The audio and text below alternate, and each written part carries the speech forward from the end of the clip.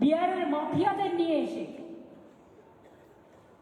Double double bullet কিনে দিয়ে ballot রাখবার জন্য মোটর সাইকেলের আমদানি হচ্ছে। 100 দিনের কাজের টাকা দেয় না, রাস্তার টাকা দেয় না, বাংলার বাড়ির টাকা দেয় না, জলের টাকা বন্ধ, সর্বশিক্ষা মিশনের টাকা বন্ধ। আর বলছে বহুত রুপিয়া हमारा पास है, हम रख दिया। बीजेपी आने से देगा, बीजेपी तो आएगा नहीं, आप जाएगा। তাহলে টাকা যদি আপনার কাছে থাকে তাহলে আয়ুষ্মানে কেন মাত্র কয়েকজনকে দেন? তাও 60-40 করেছিলেন। বাইক থাকলে পাবে না, একটা পাকা বাথরুম থাকলে পাবে না, টেলিভিশন চ্যানেল থাকলে পাবে না। আপনার বাড়িতে সব থাকবে, আর সাধারণ মানুষ একটা টেলিভিশন কিনতে পারে না, একটা বাইক কিনতে পারে না, একটা সাইকেল কিনতে পারে না, লজ্জা করে না। এদের আমি ধিক্কার জানালে না, ধিক্কার আমাকে ধিক্কার জানায়। আমি অনেকগুলো নির্বাচন দেখেছি, আমি এত অপদার্থ নির্বাচন কখনো দেখিনি। দালালি করারও একটা লিমিট আছে, তো সব লিমিট ছাড়িয়ে গেছে, লিমিটলেস দালালি। আর মিডিয়াদের আমি অনুরোধ করবো, প্লিজ দয়া করে ভুলে যান মালপোয়ারা কি আপনাদের ইনস্ট্রাকশন দিচ্ছে।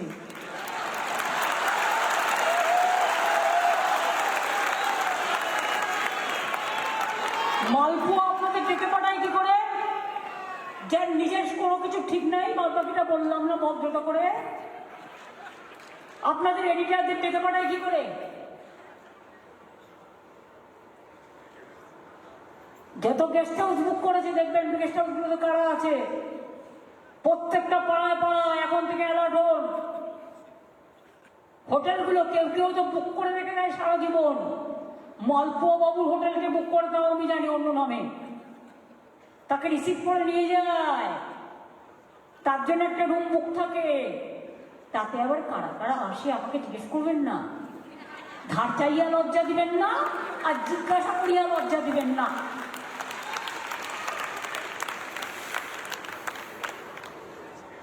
সুতরাং আপনাদের দায়িত্ব কি প্রত্যেকটা জেনুইন ভোটারের নাম তোলা। আর এখানে যেটা বসে আছে সেটা তো বাড়ির থেকে টাকা ফেলেছিল। ইন্ডিয়ান এক্সপ্রেসের স্টোরি বেরিয়েছিল, সিবিআই রেড করতে গেছিল, তখন সে দিল্লিতে কোনো দায়িত্বে ছিল শুনেছি আমি, ওপর থেকে টাকা ফেলে দিয়েছিল। আর তার বিরুদ্ধে কম কেস আমার কাছেও নেই। তিনি ভয়ে অফিস শিফট করছেন, সেন্ট্রাল গভর্নমেন্ট অফিসে যাবে, স্টেট গভর্নমেন্টের পারমিশন ছাড়া, সব ইলিগাল। কোথায় বসবেন না, তো উনি সিপিং ভবন না কি একটা আছে, ওই ডালহাউসটা, সেখানে গিয়ে বসবেন, যাতে সাংবাদিকরা ধরতে না পারে, কোনো মানুষ কথা বলতে না পারে, ওনার যা যা করার উনি করতে পারেন, ইধার উধার করতে পারেন। সাংবাদিক বন্ধুদের ঢুকতে দেয়, অ্যালাউ করে? শুধু বিজেপি গেলে সেই ডেলিগেশনে কি করে অ্যালাউ করে, অন্যদের বেলাও তো করে না। ভাবছে আরে মাত্র চাকরি আছে এপ্রিল পর্যন্ত, দালালি করে যদি একটা কিছু পাওয়া যায়। ওরে আমরা বলি না, রাখে কৃষ্ণ মারে কে। আমি ভাবি আমি খুব বড়, কিন্তু আমি একবারও ভাবি না আজকে আমি দাঁড়িয়ে আছি, কাল নাও থাকতে পারি, যাবার সময় কিছু থাকবে না, একটা সাদা কাপড় ছাড়া গায়ের ওপরে দেয়া থাকবে, আর কেউ কিছু ফুল দেবে। কাজেই এত টাকা কে খাবে? কেন অস্ট্রেলিয়া, কেন কানাডা, কেন দুবাই? কত কত শত তার কোনো ঠিক নেই। আর এতগুলো মানুষ মারা গেল, তাদের জীবনের কোনো দাম নেই। আর কত যাবে প্রাণ, আর কত দিকে হবে বলিদান, আর কত যাবে বাংলার সম্মান, আর কত যাবে বাংলার অসম্মান।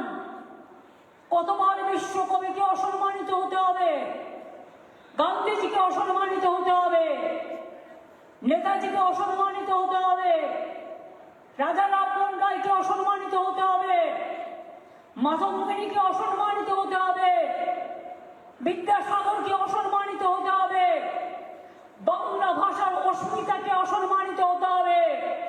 এই জবাব চাই, মনে রাখবেন, বাংলায় বিজেপিকে পা ফেলতে দেবেন না।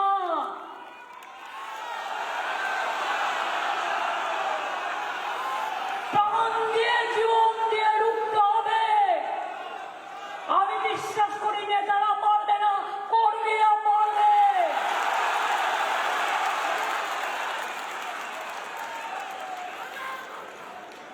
জীবনে টাকার কোনো দাম নেই, দাম হচ্ছে কর্মে। যা ভালো কাজ করবে সেটাই জীবনের সঞ্চয় হবে, সেটাই মানুষ মনে রাখবে।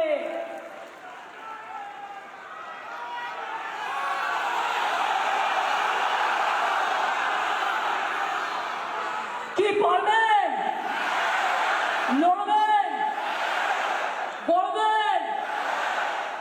আমি যদি লড়তে পারি সারা জীবন মার খেয়ে খেয়ে, আমার শরীরে মাথা থেকে পা থেকে কোমর থেকে কত কি বাদ, কত মার খেয়েছি, আজ পর্যন্ত পেটু হটেছি। তাহলে বিজেপি কোন হরিদাস, কোন দাসা দাস, কোন দামা দাস যে তাদের আমায় ভয় পেতে হবে? ওদের জিরো করে দিন, জিরো। আমার জীবন, আমার সংগ্রাম যদি একটু আপনারা সম্মান জানান, মানুষের জন্য সংগ্রাম একটু যদি সম্মান জানান, এই লড়াই আমাদের বাঁচার লড়াই, এই লড়াই আমাদের জিততে হবে। আর বিজেপি আর সাম্প্রদায়িক শক্তিকে উপকার করতে হবে, বাংলা থেকে বিদায় করতে হবে। 26-এর নির্বাচন বিজেপির বিসর্জন, 26-এর নির্বাচন বিজেপির দলাদল বিসর্জন। নানা ধরনের কন্টেন্ট দেখার জন্য লাইক করুন, শেয়ার করুন আমাদের ফেসবুক পেজ, সাবস্ক্রাইব করুন আমাদের ইউটিউব চ্যানেল। পাশাপাশি অন্যান্য ব্রেকিং নিউজের জন্য অবশ্যই চোখ রাখুন রিপাবলিক বাংলায়।